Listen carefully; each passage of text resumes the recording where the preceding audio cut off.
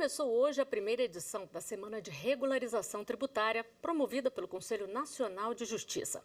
Até a próxima sexta-feira serão realizados debates e medidas para estimular contribuintes a regularizarem dívidas com a Fazenda Nacional. O repórter Bruno Silveira tem mais informações. As dívidas tributárias são um problema para quem não paga e para quem não recebe. Com o litígio entre fisco e contribuinte, o Estado deixa de aplicar recursos em setores como saúde ou educação. Por isso, o CNJ promove nesta semana a primeira edição de uma iniciativa conjunta com mais de 30 entes nas esferas federais, estaduais e municipais para ajudar os contribuintes a começarem o próximo ano sem dívidas. Marcelo Terto e Silva, conselheiro do CNJ, explica que o Judiciário pretende mudar as relações culturais entre as partes envolvidas na tributação. Para que nós paguemos, assim, se for 40% da carga tributária, sabendo que pelo menos em educação e saúde nós teremos serviços públicos de qualidade. A regularização de dívidas, além de reduzir o acervo judicial nos tribunais, também corta gastos. As execuções judiciais por dívidas tributárias podem chegar a custar até R$30 mil aos cofres públicos. Garantirá à sociedade uma solução rápida, humanizada, eficaz e menos onerosa de seu conflito tributário. Para repercutir o assunto, eu converso ao vivo, de forma remota, com a advogada especialista em direito tributário, Cristiane Morgado. Boa tarde, doutora Cristiane, seja bem-vinda. O objetivo dessa primeira Semana Nacional de Regularização Tributária é justamente possibilitar que quem está em dívida com a Fazenda Nacional tenha aí condições especiais. Esses debates, essas campanhas estimulam acordos? Qual a importância disso, doutora? Boa tarde, Flávia. Boa tarde a todos os telespectadores da TV Justiça. É um prazer estar aqui. Essa semana é muito importante, Flávia. Estimula, sim, esses acordos entre contribuinte e fisco.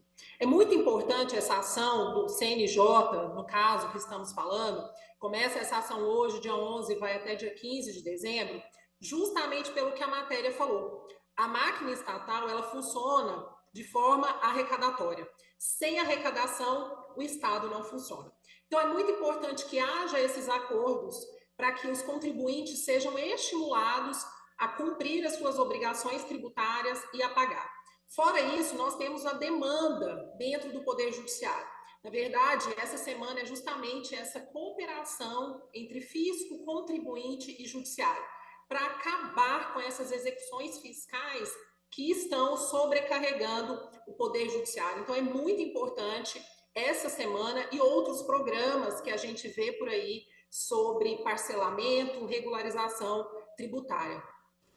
Doutora Cristiane, e um sistema tributário equilibrado? Ele depende aí da competitividade das indústrias, das empresas? Flávia, eu posso dizer que o aumento da competitividade é um dos fatores para a eficiência do sistema tributário hoje, mas claro, tem muita coisa por trás disso. A gente sabe, né, principalmente nós tributaristas, que hoje o sistema tributário, ele ainda é um sistema complexo, difícil de ser entendido, e isso é custoso para as empresas. Então, com a simplificação do sistema tributário, com a desburocratização, seria interessante, principalmente para esse polo industrial.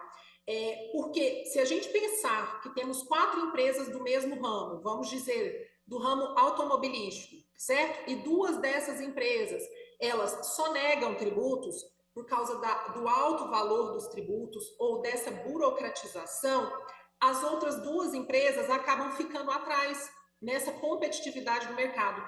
E isso é ruim não só para o mercado interno, mas também como para a exportação. Então, o que eu falo que hoje, para um sistema realmente eficiente, seria essa simplificação e também essa desburocratização. Para você ter noção, Flávia, hoje, em média, uma empresa de médio porte, digamos assim, ela gasta, em média, 1.500 horas por ano para pagar tributos. Porque se a gente parar para pensar, são tributos federais, estaduais, municipais. Cada um desses tributos é feito de uma maneira diferente. pago dentro de um sistema diferente. Às vezes, o contador dessa empresa tem que ir pessoalmente até o órgão. Então, tudo isso dificulta, onera. E a pessoa, o empresário, muitas das vezes, por este alto custo, não só, digamos, em valor, mas em tempo, acaba fazendo com que haja uma sonegação, e isso não é interessante. Vejo que essa simplificação e essa desburocratização também faz parte de um planejamento tributário. É interessante que essas indústrias, que essas empresas mantenham um planejamento para se manter competitivo dentro do mercado e aumentar o lucro delas. E é importante a gente relembrar aí para a sociedade que parte desses impostos volta em benefícios para a comunidade, né? Quais são os tributos que são usados para financiar educação, segurança, saúde? Na verdade, Flávia, quando a gente fala de tributos, a gente tem que pensar que dentro do sistema tributário nacional, nós temos hoje 5 tipos de tributos. E as pessoas geralmente falam em impostos, né? Impostos é só uma espécie dentro da cadeia tributária. E os impostos, eles são chamados dentro do direito tributário de não vinculados. Por quê? Não tem uma contraprestação específica. Inclusive, há uma cultura dentro aqui do Brasil de achar, por exemplo, que IPVA, que é um imposto, né, sobre circulação de automóveis, ele serve para manutenção, para construção de vias e estradas. As pessoas falam, eu pago IPVA tão alto e as ruas da minha cidade estão esburacadas. Mas, na verdade, todos os impostos, seja IPTU, IPVA, ISS, eles não têm uma destinação específica. Vamos dizer, eles vão para o bolo de arrecadação do ente, ou municipal, estadual e federal, e lá eles vão ver o que está sendo necessário. Diferente, Flávia, por exemplo, das taxas. As taxas, por exemplo, a taxa de iluminação pública, a gente sabe certamente para onde que vai. O contribuinte, ele paga essa taxa de iluminação pública e vai para custeio da iluminação pública. Então, quando a gente fala desses outros tributos, né, tem uma destinação específica, mas os impostos não têm. E cada estado, cada município, eles têm essa deliberação para saber para onde que vai, onde que está mais necessitando desse investimento público. Doutora Cristiane, só para a gente encerrar, o que acontece com quem não paga os tributos? Olha, quando não se pagam os tributos, pode acontecer várias coisas, que inclusive é uma das demandas do tributarista. Na verdade, Flávio, eu também costumo falar que nós, tributaristas, a gente nunca vai morrer de tédio, né? Porque todo dia são editadas leis novas. Para você ter noção, pode-se chegar num mês, em determinado lugar, a ser editado 90 legislações diferentes, alterações de alíquotas e etc.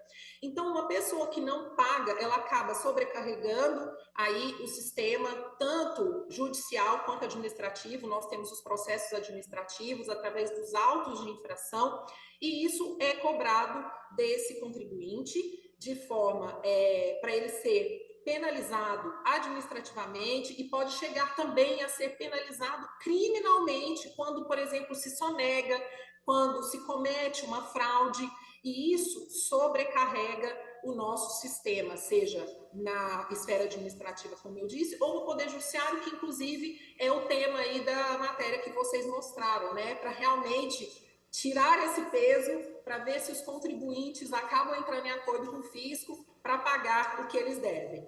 É o que a gente espera. Muito obrigada, doutora Cristiane, pela entrevista. Obrigada, Flávia. Boa tarde.